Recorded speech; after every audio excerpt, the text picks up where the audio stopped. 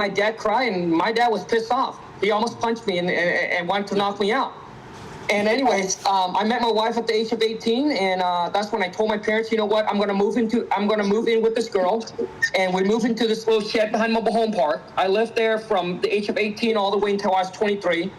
My first job, I was making $8.50 an hour. So my wife and I, instead of renting a place, Lon said, hey, you know what, I don't want to pay money to a landlord. Like, I'm not going to go out there and pay to rent. So she's like, Colin, we're going to suck it up and we're going to live in this shed until we can afford to move into our own house. She said, Colin, the day that we move out of the shed is the day that we move into our own house. And at that time, dude, I didn't think it was possible. You know, I was making $8.50 an hour. She was working part-time, making $8.50 an hour. And I just think that, you know, people who own real estate are rich people, not for people like us.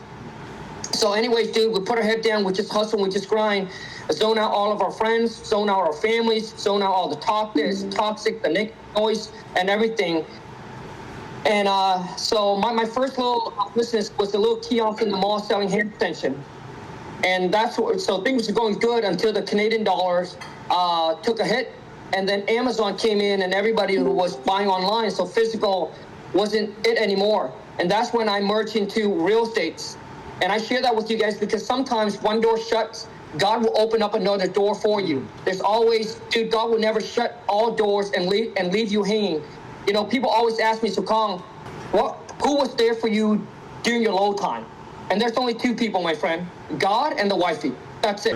And, you know, so I got into real estate at the age of 27 and I became a millionaire at the age of 32. I'm 41 now. So I spent the past 9 to 10 years being able to wake up whenever I want, do whatever I want, work whenever I want, wherever, and with whoever the F that I want. And I think, you know, a lot of people say, hey, Colin, so why do you work so hard for freedom? To me,